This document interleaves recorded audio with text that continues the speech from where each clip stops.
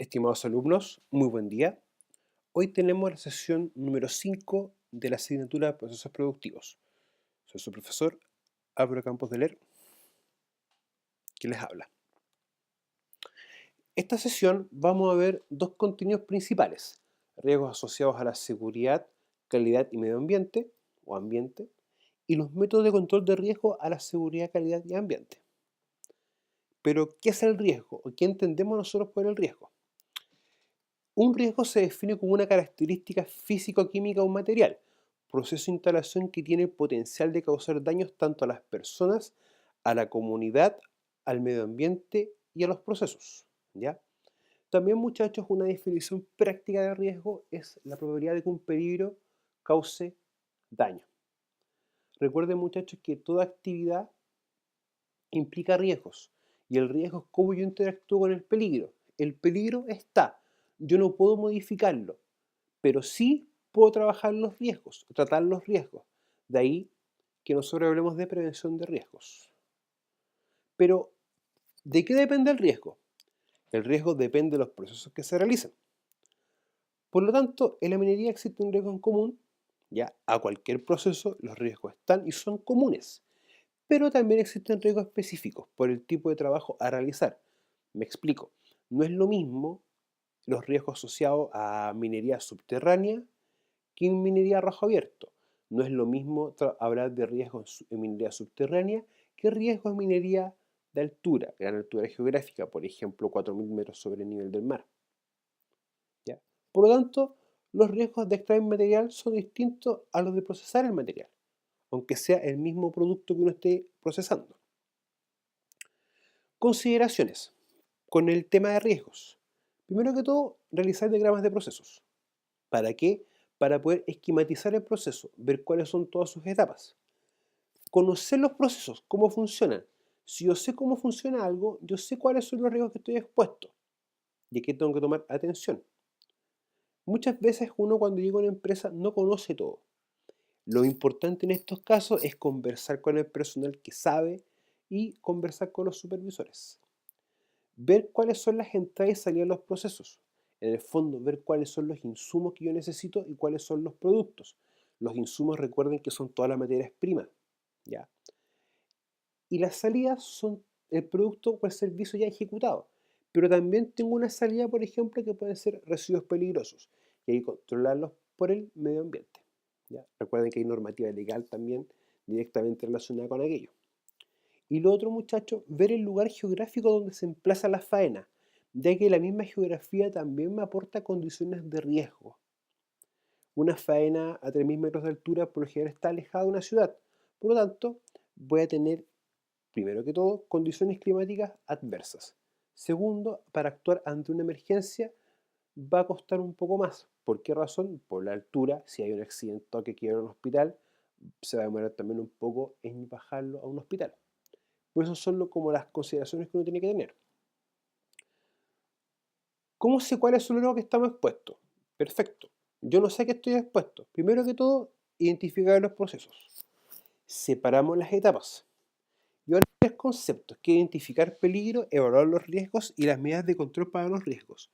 ¿Por qué razón? Yo sé que el riesgo nace de un peligro.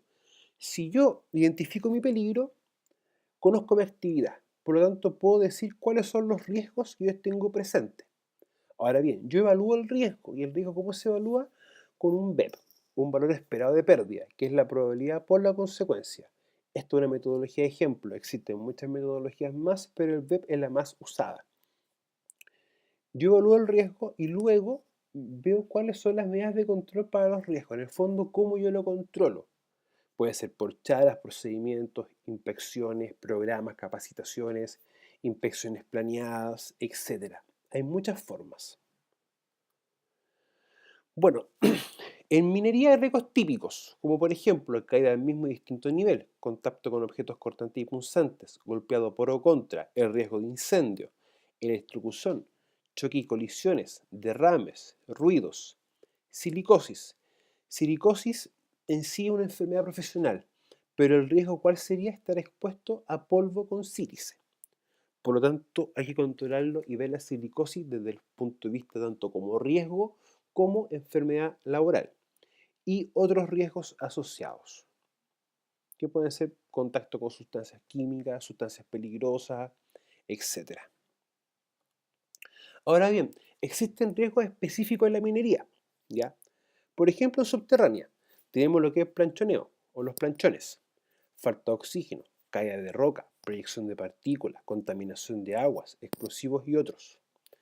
A rasgo abierto tenemos también un riesgo en común con subterránea, que es explosivo, pero con algunas diferencias, ya que los métodos de usar explosivo tanto en subterráneo como a rasgo son muy distintos, son muy diferentes.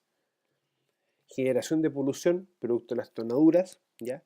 Proyección de partículas y rocas, ya que cuando se produce una explosión, por lo general, saltan partículas en distintas direcciones. Por lo tanto, una medida de control específica para esto es tomar cierta distancia de la explosión.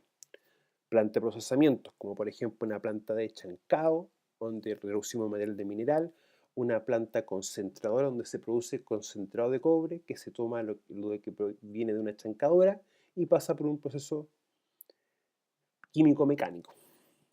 Por ejemplo, tenemos golpeado, atrapamiento por ejemplo por las correas, contacto con sustancias peligrosas, que viene a ser todo el tema de los reactivos que se utilizan para los procesos, ¿ya? Infundición, que tenemos gases, fuegos, ya que en fundición se trabaja con altas temperaturas. Por lo general las fundiciones se trabajan con minerales que tienen sulfuros. Por lo tanto, si el sulfuro entra con un calor, en un calor bastante considerable, se producen gases de anhidro sulfuroso.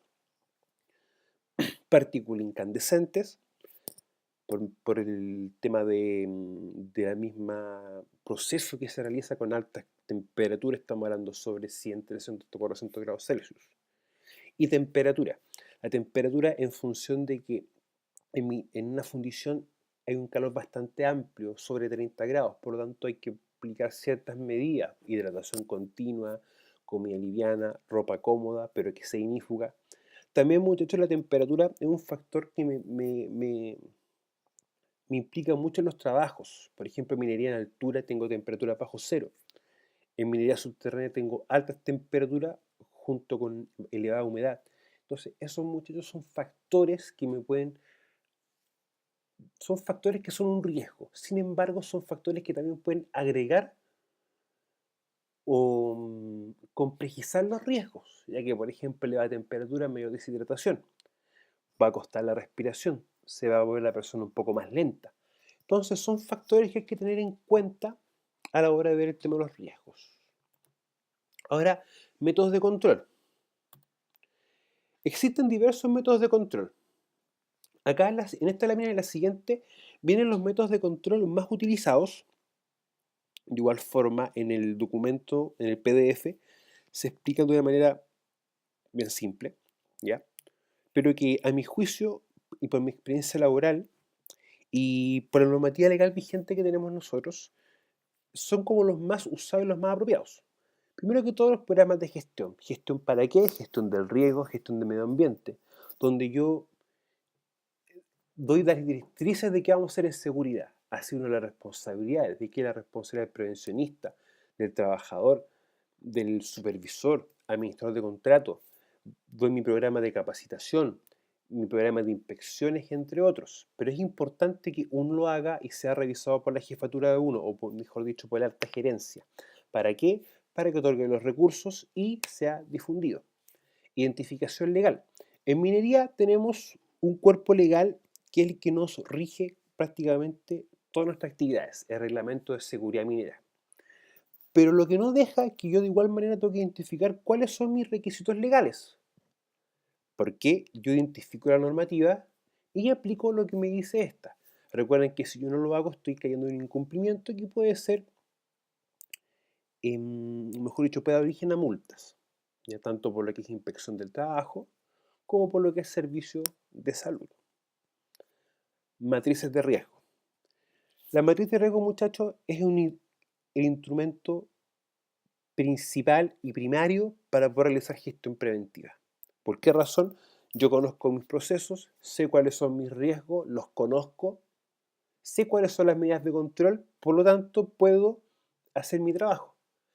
A su vez, la matriz de riesgo tiene que confeccionarse Más adelante voy a mostrar un ejemplo básico de una matriz de riesgo, pero es importante que uno no lo haga solo, porque uno es experto en seguridad, pero sin embargo el que es experto en el trabajo son los trabajadores y la supervisión. Por lo tanto es un trabajo que tiene que hacerse en conjunto. Matrices ambientales, donde yo veo cuáles son mis aspectos ambientales significativos. En el fondo mi aspecto es cómo yo interactúo con el medio ambiente y veo cuáles son los posibles impactos que puede tener mi actividad sobre el medio ambiente. Y a su vez propongo medidas de control para que el impacto que se va a producir sea lo menor posible. Programación de trabajos, que estas son tareas diarias que se tienen que hacer por parte de la supervisión, pero nosotros como asesores en prevención de riesgo tenemos que asesorarlo en función de los riesgos. Por lo tanto, es importante que esto se haga de manera diaria y uno vigilar que esto se cumpla. Procedimientos de trabajo e instructivos. Yo los puse como un solo concepto, pero son conceptos diferentes. Me explico. Procedimiento de trabajo es un documento escrito, igual que un instructivo, pero el instructivo te dice a ti cómo tú haces tu trabajo, cómo se hace, de manera específica. No es más de una plana. Pero un procedimiento de trabajo involucra mucho más estructuras, objetivos, alcance, las responsabilidades de toda la organización, definiciones de algo que no se puede entender. Se explica cómo es el proceso operativo, cómo son los pasos, cuáles son los riesgos que tengo yo presente, tanto en seguridad, medio ambiente o calidad, y cómo los controlo, entre otras cosas. Planes de emergencia. Es importante que uno conozca cuáles son los posibles riesgos potenciales, mejor dicho, consecuencias que puede tener un riesgo si no se controla. Siendo de esta manera que yo puedo establecer cuáles son mis emergencias. Por ejemplo, sismos, temblores, terremotos, tsunamis, si estamos trabajando en un lugar costero, riesgo de incendio, que es un riesgo transversal a toda la organización, riesgo de derrames, contacto con sustancia incandescente, etc. Por lo tanto, mi plan de emergencia me dice cuáles son mis emergencias, cómo se actúa frente a aquellas, cómo va a ser mi plan de emergencia si estructurado, cómo se da la alerta, cómo se evacúa, cómo se llega a la zona de seguridad, cómo se realizan las verificaciones, entre otras cosas. Pero lo más importante, muchachos, son las responsabilidades, que también se asignan en este plan. Luego, exámenes médicos. Recuerden, muchachos, que por el Código del Trabajo, toda persona que se va a someter a faenas de alto riesgo debe someterse a un examen médico. De igual forma, para nosotros es una herramienta, porque yo sé si la persona está apta o no apta para el trabajo. De igual manera, también se utiliza como un patrón para poder hacer seguimiento de alguna persona que puede tener algún parámetro de su salud alterado. Inducciones. La inducción, muchachos, es un proceso básico que se realiza en toda faena, en la cual yo le explico al personal nuevo qué es lo que va a hacer, dónde va a trabajar, se le explican los procesos, cuáles son los riesgos, las medidas de control, se le entrega la documentación propiamente tal. ¿Ya? Reglamento interno, que es un documento legal, o sea, no legal, sino que se realiza porque la ley lo establece, más precisamente Decreto 40. Esto es un libro que se entrega al trabajador de manera gratuita, el cual debe ser actualizado una vez al año. Y se dice al trabajador cuáles son los riesgos que él tiene presente, cuáles son las medidas de control, su horario de entrada y salida, fechas de pago, cuáles son las prohibiciones, entre otras cosas. Las charlas que pueden ser diarias. Por lo general se empiezan a establecer de los trabajos y cuáles son los riesgos asociados a dichas tareas. Las capacitaciones. Las capacitaciones tienen que estar establecidas dentro de un programa anual de capacitaciones, lo que no deja que nosotros también podamos emplear el programa de capacitaciones que nos entrega nuestra mutualidad, ya sea Asociación Chilena de Seguridad, Mutual de Seguridad, Instituto de Seguridad del Trabajo o el Instituto de Seguridad Laboral, que vendría a ser la mutualidad estatal. Y eso uno lo incorpora a su plan de capacitación. Recuerden que el plan de capacitación tiene que estar enfocado directamente a los riesgos que yo tengo presente, a mis procedimientos de trabajo, a los programas de inducciones y, otras cosas más que pueden ir saliendo a la marcha del camino. Por ejemplo, si estamos implementando un sistema de gestión, hay que capacitar al personal. Inspecciones. Las inspecciones, muchachos, es importante que se realicen, pero ¿con qué objetivo? No con un objetivo de estar buscando lo malo, ni tampoco buscar lo malo que hace la gente, sino que son con el objetivo de ayudar a corregir actitudes, ayudar a corregir condiciones. Estas se pueden hacer por parte de uno, donde uno elabora un informe, el cual se entrega a supervisión, ya que ellos también tienen que tomar medidas en cuanto a aquello. El AST y el ARO. El AST es análisis de seguridad del trabajo y el ARO análisis recuperacional. Es lo mismo, pero con concepto distinto. El beneficio de una AST es que esta es realizada por el trabajador y es aprobada por su supervisor. Punto 1. Punto 2. En esta se ven cuáles son todas las actividades que uno va a realizar, cuáles son los riesgos asociados a cada actividad y cuáles son las medidas de control pertinentes. Esto se elabora por el trabajador o por los trabajadores, dependiendo cuántas personas trabajen en la actividad propiamente tal. Se tiene que hacer diaria y es por actividad. Y tiene que ser revisada y firmada por el supervisor, ya que ante un accidente el AST es un medio legal.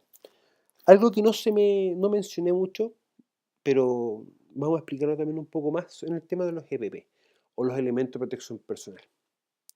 Recuerden que esto tienen que ser entregados al trabajador de manera gratuita, tienen que ser apropiados a riesgo cubrir, tienen que estar certificados, como lo establece el decreto 18, y eso es por parte del empleador, pero por parte del trabajador, utilizarlos y mantenerlos en buen cuidado. Por lo general, en todos los reglamentos internos establece que si un trabajador rompe o pierde un elemento de protección personal, esto se lo entregan al trabajador, pero con él absorbiendo el costo.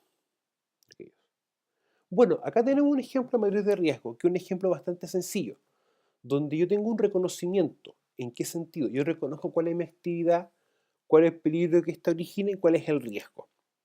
Recuerden que el riesgo se desprende de un peligro y yo interactúo con el peligro a través del riesgo. Veo cuál es la probabilidad y consecuencia, o sea, qué tan probable es que el riesgo ocurra y la consecuencia es qué me podría pasar si el riesgo se cumple. MR, que es el valor que uno obtiene a multiplicar probabilidad por consecuencia, y la criticidad. Estos son valores que uno se da. Uno puede utilizar una escala de 1 a 5, de 1 a 6, etc. Donde siempre los valores altos son los valores críticos. Y siempre cuando uno tiene un riesgo que es crítico, uno le da mayores atenciones. Y la medida de control es cómo yo voy a establecer un control, básicamente operacional, sobre el riesgo. Cómo yo lo puedo controlar, cómo yo lo puedo trabajar. Pero no solamente yo, cómo yo en conjunto con los supervisores y en conjunto con los trabajadores trabajamos el riesgo.